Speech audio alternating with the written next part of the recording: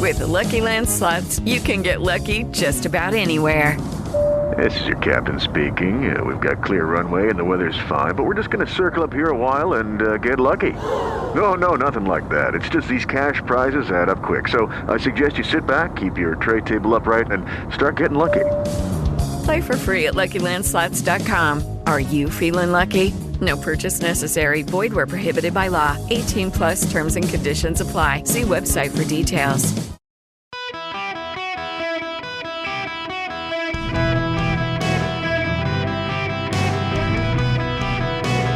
Welcome to the Eric Erickson Show podcast, Hour 1. Greetings and welcome. It is Eric Erickson here. I hope you are having a delightful day wherever you are. In 3 hours, I get to hit golf balls. It's wonderful weather outside for me. I get to do that. My friends, we got to begin. It's Schadenfreude-licious out there for the Democrats. Goodness gracious. I want to play for you some of this audio. This is from Jake Tapper. And this is, my gosh, I'm not going to play the whole thing. It's like 3 minutes, but some of this, it is just bad out there for Joe Biden. The Democrats starting to get a little nervous. This is just how Jake Tapper starts this. And we're back with our 2024 lead. Horrible news. Horrible for Joe Biden in our new CNN poll. While the president leads his Democratic competitors by a huge margin, 2/3 of all of the American people surveyed, 66% of the public, say that a Biden victory would either be a setback or a disaster for the United States. Let's get straight to CNN political director David Chalian at the Magic Wall. David, let's start with the state of the Democratic primary right now. Yeah, you noted Joe Biden's lead in this Democratic primary. He's at 60% among Democrats and Democratic-leaning independents in this poll, Jake. Robert Kennedy Jr.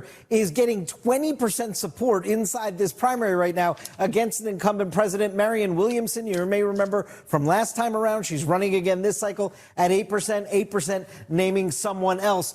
You can see inside the numbers where Biden's strength is and where a potential warning sign is.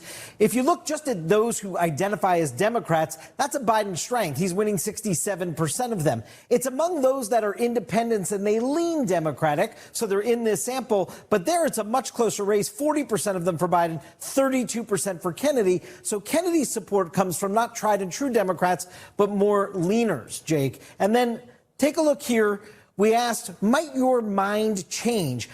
A slim majority, 55%, say they might change their mind. 45% say they're definitely going to support who they're with. I'll just note, Biden supporters are locked in. About 6 in 10 of them say they are committed to him and not going to change their mind. So it's the folks that are with Williamson or Kennedy who are probably more malleable in this race. And David, when it comes to how voters see Joe Biden and another presidential term, I mean, those are some bad numbers. Well, I mean, just your basic favorability, favorable opinion or unfavorable opinion of Joe Biden. Look at how Americans are rating him, Jake. I mean, 35% favorable. That is remarkably low. 57% have an unfavorable rating. And look at this by party. You don't need to go further. The Democrats themselves don't have a high favorable rating of Joe Biden. Now, I want to break this down for you.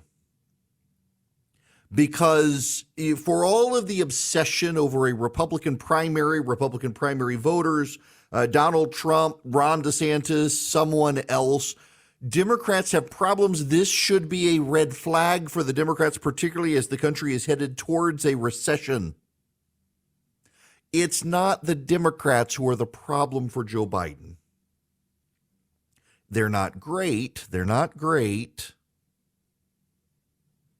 But it's not the Democrats who are the problem. It's the independents who lean Democrat, a growing number. That growing number of independent leaning Democrat, they used to be Republicans. They were the people alienated from the GOP by Donald Trump, by and large. Not all of them, but a good chunk of them. And remember, those people broke for the Democrats in 2022. Along with 13% of Republicans, some of who are probably in that number now, and they don't like Joe Biden. They are tired of Joe Biden. They are concerned about Joe Biden. They want someone else, 20 to 22%. And by the way, that's consistent across polling. There is the red flag for the Democrats. You do not know that the number is precise, but the fact of the matter is the numbers are relevant because the trend lines hold up. Poll after poll after poll after poll after poll after poll after poll showing Robert Kennedy getting 20 some odd percent of the vote. When it first came out, I want to say it was the Quinnipiac poll that first showed that. And the Democrats were like, this is an anomaly. This is a bad poll. Then the Fox News poll showed it. Then the CNN poll showed it. And the AP poll showing it. Roughly 20% to 25% of the Democratic Party and Democratic leading voters are saying we're going to vote for someone other than Joe Biden, the incumbent president of the United States. And there's been a Democratic decline for Joe Biden, too. Joe Biden is still perceived more favorably than anyone else by the Democrats, but less so than a year ago. We can focus all we want on the GOP, but you offer a fresh face from the GOP, someone they don't know, as opposed to Donald Trump, who the people are already familiar with, 95% know him. You offer them someone new, allow them a chance to look at him when you've got 60 some odd percent of the Republic saying that Joe Biden is going to be bad or a disaster in a second term. That's a real problem for the Democrats. Even with Donald Trump, he might be able to pull it off when you look at these numbers. When you look at just how badly Joe Biden has alienated himself from. Now, you do need to know this is a poll of all Americans. It's not a poll of just registered voters. The registered polling number improves for Joe Biden, but there's kind of a lagging indicator that when you've got all Americans saying this, it ultimately trickles into the registered voters, and then it trickles into the likely voters over time, and that's bad for the Democrats. They have a real hard time dealing with this. And Robert Kennedy, he's not going to go away. Listen, this is other commentary from Aaron Burnett's show on CNN about the CNN poll. It's not an outlier, right? So our CNN poll had Kennedy at 20%. We've had two Fox polls out in the last month. One had him at 16%. The other one had him at 19%. And so we're seeing this very consistent sort of range of Kennedy, somewhere between 15 and 20%. And all those polls generally have Joe Biden in the low 60s. So Biden is clearly ahead. But the fact is, Kennedy is putting up a far more impressive showing than I would have thought when he first entered the race. Yes. Okay.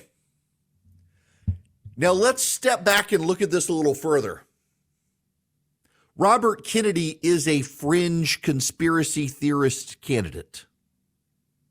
He's one of those people who thinks vaccines cause autism, among other things. You think he's on your side.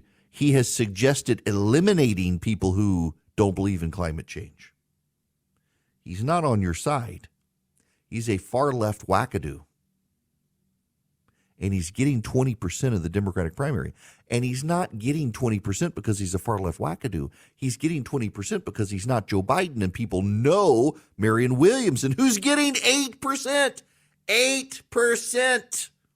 She's the far left wackadoo magic healing crystal nutter, and she's getting 8%, and anybody but these guys is getting 8%. You got 16% for Marianne Williamson or someone else. You add in the 20%. My goodness gracious. A third of the Democratic Party wants someone other than Joe Biden. This is an alarm bell about primaries. There's still time. Joe Biden was not able to realign the Democratic calendar the way he wanted because Georgia refused to move and New Hampshire is refusing to move. There's time for a Democrat to come in primary, but you know they won't. You're left with Robert Kennedy as the proxy. It would be kind of funny if he won. Robert Kennedy Jr. may actually hurt Donald Trump. If the Trump numbers continue to hold the way they are, around 50% of the GOP saying Trump's their guy, some of these people will say, well, we're not really having a primary. Let's go do Operation Chaos and help Robert Kennedy. And it could work. But then that hurts Trump and it helps Robert Kennedy. And it makes Robert Kennedy potentially a fight for the nomination against Joe Biden, which weakens Joe Biden. This could be a Teddy Kennedy scenario against Jimmy Carter. Y'all, this is actually kind of funny. I mean, you got to think about it. You've got a dementia-addled octogenarian who is the guy the Democrats are relying on to stop Donald Trump and Ron DeSantis and all the other Republicans. And voters are starting to say, hey, guys, this guy's not in his right head. There's something wrong with him. He can't find his way off stage. He drools a little bit on occasion. I was told I can't reference old man smell anymore, so I won't. But you know what I mean. Dude's over 80. Doesn't know where he is half the time. His wife has to lead him around by the hand, and voters see it. The most remarkable aspect of this is how the media has covered it up. I mean, the media does their best to say, hey, there's nothing wrong with Joe Biden. Look, he's a spry guy. Don't you look at him falling off a spike, you racist? Don't you look at him creepily touching the little girls or licking his ice cream cone, you bigots. Joe Biden is in his right mind all the time. Pay no attention to him when he's not. They're stuck. They're stuck. Meanwhile, who do the Republicans have? This is why I'm optimistic about it. Look at the Republican bench.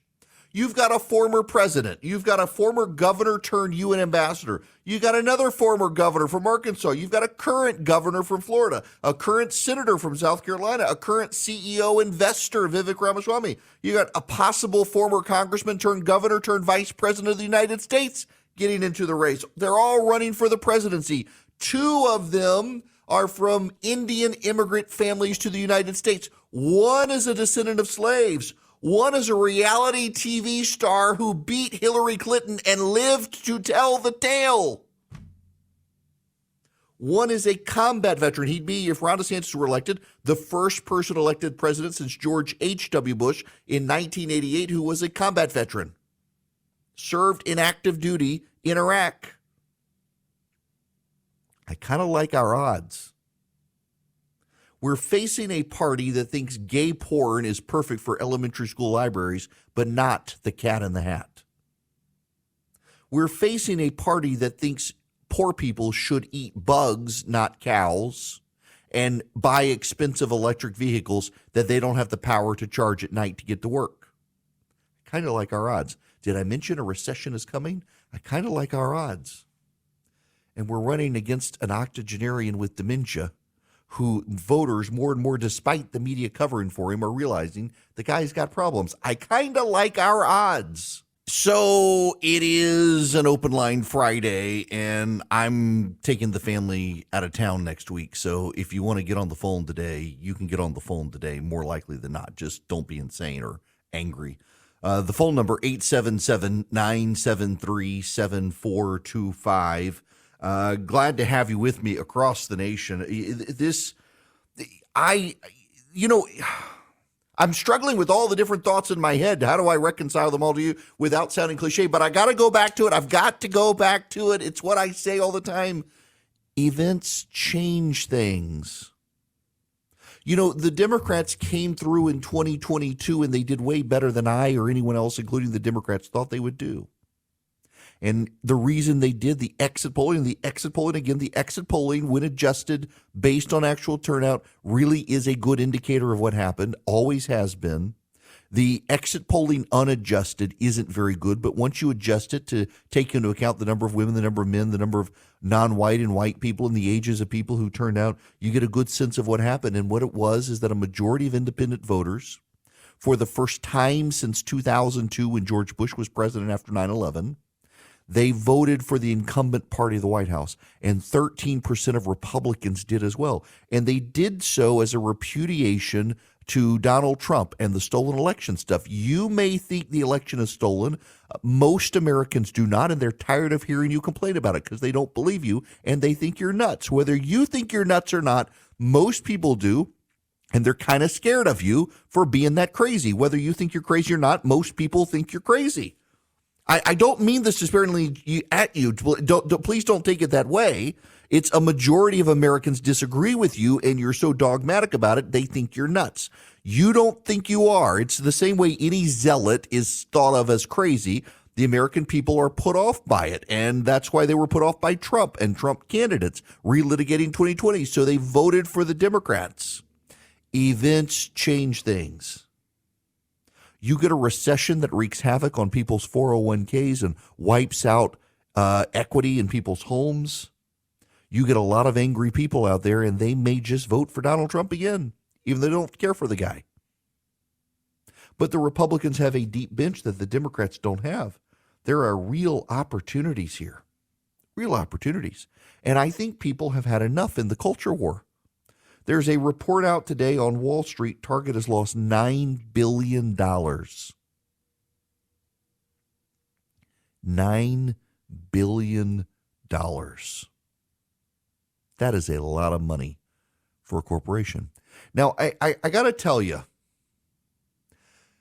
there are a lot of conservatives who want to take credit for this in Bud Light. I see people referring to this as a MAGA uprising. No, there aren't enough. This is an uprising of middle-class moms who are fed up, and middle-class dads who are fed up. There are a lot of people in politics who want to take credit for things like this. Target, $9 billion loss. Bud Light sales crashing so much so that other beer makers are horrified at what has happened. Like, there are beer brewers out there from major companies going on background to business publications saying they've never seen anything like this. And there is a lesson to be learned here. You see things like this, and this is not a conservative uprising. This is not a MAGA uprising. This is a middle-class uprising of people who are not woke, who are tired of the BS. Moms protesting Target, dads protesting Bud Light. They're tired of the woke nonsense. That should be a big red flag to a Democratic Party that has gone all in with the wokes. It should be a big red flag to the left. This is a warning sign that the left has pushed too hard, too fast in the culture war. The frog is jumping out of the pot instead of waiting for it to come up to temperature to boil. The frog can feel the heat and is responding and jumping out of Target and out of Anheuser-Busch's demographics. You should be aware of this if you're a Democrat and be a little concerned. This isn't MAGA. This is America. Now, speaking of America, I got my son his Vision Computers gaming PC, and oh my gosh, we stayed up last night all night. Talk about American technology and a great American company. Vision Computers builds computers and services them, tech support. In fact, my kid today had a problem, and I said, don't call me, call Vision Computer, call their tech support. And tech support was able to guide my 14-year-old who doesn't know an HDMI connection from a USB connection, was able to get him to figure it out and work with him and get the problem solved on his computer. If you want world-class tech support for your company, for your business, for your home, Vision Computer can do it for you. Call them, 404-COMPUTE. Ask them about the Eric Erickson special. They can guide your employees as their tech support. They can build the computers for your company or your house. 404-COMPUTE, or go to visioncomputers.com. If you call them 404-COMPUTE, ask about the Eric Erickson special. Greetings, conversationalists. I am delighted you're hanging out with me today. I hope you're doing well. I would like to spend some time with you on the phones. Let's begin with Al. You're going to be up first on the Eric Erickson Show. Al? Yeah, I'm here. How are you? I'm a first-time caller, and I've had those two questions in my head, a long time now, ever since we owe $31 trillion. So that's my question. Who do we owe it to? And that's $1 trillion a year in interest. Who do we pay that to? Are there firms? Are there investors? What? So largely it's people who buy bonds from the government. So the government puts out bonds on the market.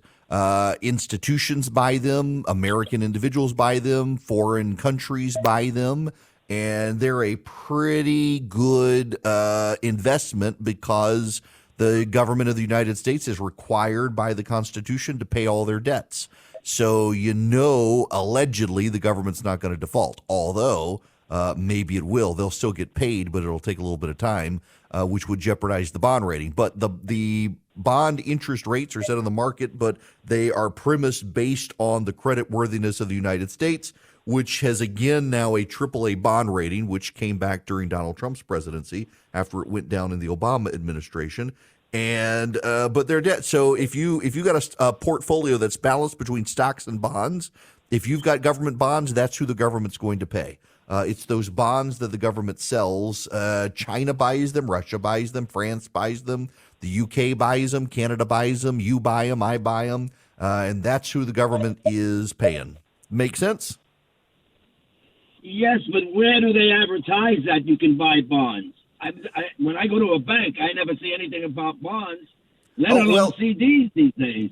Yeah, occasionally if you go to the bank and you ask about a savings bond, that would be, but often they do it on the market, and you can go to the Treasury Department. You can buy them directly from the Treasury Department. So every government sells bonds through their either central bank or the Treasury Department in this case, in this country. So if you go to what is it, ustreasury.gov, I think is the website, there's a link to be able to buy bonds. Now, a lot of people will buy them in bulk, and they do so through bond funds. Like, for example, my friend David Nicholas, who I have on the show sometimes, he's one of the guys who handles some of my money. I've got an account with him, and he has what's essentially a bond fund with the federal government. And so I've bought into this bond fund, and it pays me a reliable interest rate and dividends, and I just reinvest those dividends, growing my bond portfolio over time.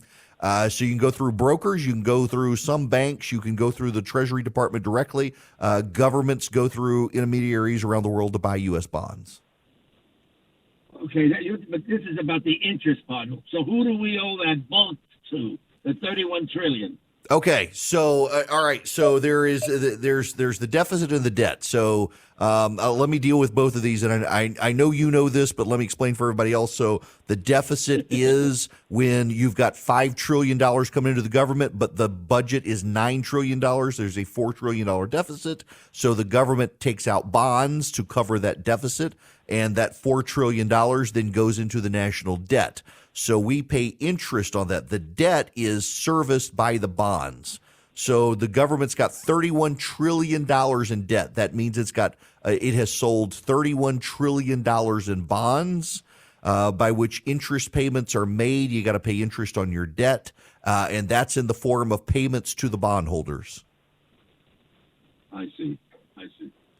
Yep, And that's I it. So your knowledge, because this has been plaguing me. I hear 31 trillion, and nobody ever says anything. It's absurd. Now, Al, do keep in mind, I went to law school, so I may be sounding smart and lying through my teeth, but that is my basic understanding of it. That's it, Al. Thanks very much for the phone call. I mean, basically, y'all, the government issues bonds, just like companies issue bonds. Companies issue stocks and bonds. So, for example, Apple, I'm in the Apple cult. Apple, you can buy its stock on the stock exchange, but you can also buy bonds by Apple. And the bonds are basically Apple is making so much money out there that it issues debt. You can buy Apple's debt. Essentially, you're loaning money to Apple by buying the bonds. And the interest rate, Apple's making so much money that they can pay off their debt very easily. They have a AAA bond rating. And so they're paying you interest. So you take the bond out, you buy Apple debt. Let's say you buy you buy $10,000 worth of Apple's debt. So you're giving Apple $10,000 it's using for other things, and Apple is paying you your $10,000 back plus interest. That's its bond, and its bond payment to you. The government does the same way. The government needs $1 trillion in debt. It needs $1 trillion. It's got to borrow $1 trillion to be able to make its ends meet. So the government issues $1 trillion in bonds. And you buy those bonds, and the government pays you back your money plus interest over time. It is the debt service on the loan. This is part of the problem here. The government does not pay back the total amount of money over time per se. It just pays the debt service. So it's paying the interest on all of these things. And over time, that adds up to you. You get your money back plus interest. but it compounds the problem for all of you and me as taxpayers in that the government continues to issue more and more debt. The American bond market is considered a great investment for people, particularly now that interest rates have gone back up, because you're getting a good rate of return on the investment because the government's guaranteed to pay it, and it's going to pay a good interest rate. That's what's going on here. Unfortunately for you and me, it's gotten to $31 trillion. I mean, Obama added about $10 trillion. And then Donald Trump added in 4 years, Barack Obama did $10 trillion in 8 years, and then Donald Trump did $8 trillion in 4 years, and now Joe Biden has done like another $4 trillion in 2 years. It's not sustainable over time. And I may have totally botched the explanation, but that's my understanding of it, Al, just so you know. Okay, Chad, you're going to be up next on the Eric Erickson Show. Welcome. Hey, how you doing? Long-time listener. I have a question. So this seems like Groundhog Day. Every time a Democrat becomes president, they go through the debt ceiling thing.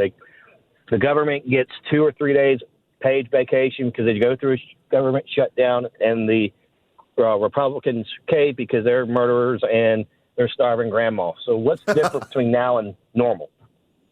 Yeah. Okay. So so this is kind of the pattern. When Republicans control the White House and Congress, there's never a debt ceiling fight because they automatically increase it. When Democrats control the White House and Congress, there's never a debt ceiling fight because they automatically increase it. When Republicans control the White House and Democrats control Congress or vice versa, there's always a fight because both sides want to use the debt ceiling as leverage to extract something. And typically it's more painful for everybody in Washington when it's the Democrats in the White House and the Republicans in Congress because Republicans want to cut spending. The Democrats never, ever, ever want to cut spending, and they always scream that we should just do this. Well, Republicans say no way. Democrats are starting to come to terms with the fact that they're going to have to cut spending in some degree. By the way, that reminds me, Chad, does that answer your question? It's still, I mean, like I said, why is this one seems to be the one that's going to break America? Oh, it always is. In 2011 and 2013, we did these, and we had the same nightmare headlines that America is going to default, that we're going to go bankrupt, interest rates are going to go up. The media believes that you should just raise the debt ceiling, and so the media does these fear stories every time. Back in 2011, the bond rating actually did go down, and so the debt service interest rate did go up. And the media just does these nightmare scenarios because they're trying to scare everybody and blame Republicans. That's what I was thinking. I just wanted to confirm it. Oh yeah, yep. That's it. I mean, it is. So when I was at CNN for 3 years, one of the people there became a very dear friend of mine, and one of the things she said that I actually do believe to a degree is she said younger journalists are very progressive socially. And they believe in using the media and their job to advance their causes. So what I misunderstood, she said, about older journalists is that they may be socially liberal, but they try to be objective, where she thinks it comes off as a liberal bias, however, is liberal older journalists believe government should work. Conservatives believe government should leave people alone. And so the media's coverage of government always manifests as an advantage to the Democrats because Republicans want to cut government. And if you cut government, necessarily government can't work for some people. And her argument was that, yes, this comes across as liberal, but you've got to understand why the liberal bias exists. For younger reporters, it's a socially progressive bias. For older reporters, it's about the functions of government needing to work for people. And you just got to keep that in mind. But undeniably, it comes across as a liberal bias to you and me. It's just for different reasons based on the age of the reporter. And I thought that made sense. And it does. And you see this with the debt ceiling. The media doesn't want to entertain cutting the debt. They don't want to entertain paying off the debt. They don't want to entertain a balanced budget. They want to entertain grow the debt ceiling. We shouldn't have it anyway. The government should just be able to add more debt whenever they want. Nick, welcome to the Eric Erickson Show. Nick, how are you? Doing wonderful, Eric. Thanks for having me on your show. I appreciate it. Sure. I've got to ask because it's driving me nuts because I have friends who are Democrat, liberal. Are they buying the same gas that I have to buy? Are they buying the same groceries that I have to buy? are they? Do they really feel so strong about Biden and his administration, or even things like that? Because if they're doing something different and they have more money to burn, I actually want to make more money. I'm a retired police officer after 33 years, starting a new business and everything else. I have to keep working, and I don't mind that. I'm having fun, actually. But the thing is I don't want to struggle for the rest of my life with gas prices the way they are. And I know some of them have their electric cars and they're happy with that. I don't want one. I can't afford one right now anyway. Well, but so what are they doing different that we should be doing to be eased in this economy of high food and gas prices? Well, they have unicorn farts and fetuses, and they fuel themselves. Kidding, progressives out there, kidding. No, listen, so the problem for them is, and higher income white people are increasingly Democrat because they do live a lifestyle different from you and me. Look, I'm playing golf actually with a buddy of mine today who used to work for Priority Jet, the private flight. I would love one day to be able to afford to fly private all the time. I'm taking my family to Arizona this coming weekend, and we're on Delta. But a lot of upper income white people are increasingly they don't go to church. They're very wealthy, and they turn Democrat in large part because of the social values. They don't care about the costs because they don't feel the costs. And they feel like, and I use feel, not think, very importantly, it's emotion. They feel like the Democrats take care of people better than Republicans, and they don't actually experience the cost of living that you and I do. They don't experience the amount of money that comes out of our pocket to make ends meet. They don't live that life, but they consider themselves very empathetic, and surely the Democrats are taking care of people. And meanwhile, they feel like the Republicans are mean and racist, and it's all an emotional argument for them. So while you are struggling to make ends meet, while black voters and Hispanic voters increasingly are struggling for rent and food. In fact, there was a poll out yesterday in the Wall Street Journal, I think it was, or maybe it was Bloomberg. 58% of Americans right now are struggling to put food on the table every month. They're having to cut back because the cost of food is still impacting them. These upper income white people don't feel that as much as the middle class does. And they feel like the Democrats are working for people more. It's all about feeling and emotion. It is not about logic and reason. Now, one of the groups pushing back against all this and can save you some money on your cell phone bill is Patriot Mobile. If you go to patriotmobile.com/Eric, you can move your cell service to them, including your phone number. So you get to keep your phone number, and they might be able to save you some money. They use the same cell towers everybody else uses. They give you discounts if you're a veteran, a first responder, an NRA member, a teacher. If you've got kids and you got a lot of them and they need a lot of phones in the house, Patriot Mobile can help you. And then they take a portion of their profits and give it to the causes you care about. It's patriotmobile.com/Eric. You can also call them 972-PATRIOT, 972-PATRIOT. They have 100% U.S.-based customer service. They are good people who share your values. They fight for the causes you care about, from the Second Amendment to the pro-life cause to getting conservatives elected to office. It's patriotmobile.com/ERICK or 972-PATRIOT. Tell them I sent you. Get free activation. Hello there. It is Eric Erickson here. The phone number, if you would like to be on the program today, 877-973-7425. We're being a little loose on the phones, letting you help set the course of the show today. So you can call in, and I am going to go to Alex. Welcome to the show, Alex. Hey, Eric. How you doing? Great. What's going on? So a few days ago, you mentioned about how if Donald Trump goes away, all these investigations into him go away. And I believe you're correct about that.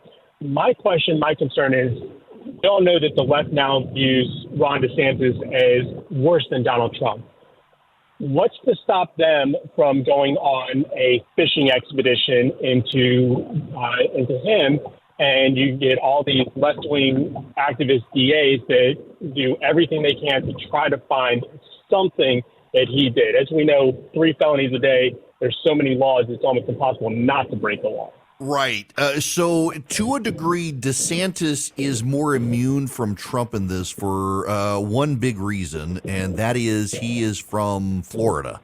And Trump, unfortunately, and the Trump organization were for the longest time headquartered in New York and incorporated in New York. And that's why we've had so many of these fishing expeditions, is because they're all New York based. You've got Letitia James, the attorney general there. You've got Alvin Bragg, the DA in New York.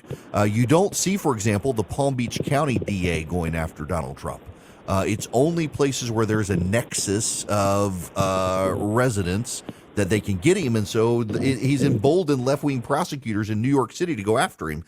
DeSantis is from Florida. Duval County is a fairly Republican. They just elected a Democratic mayor, but still leans Republican. The DA there, Republican. He's from the St. Pete, Clearwater area, from a Republican area there.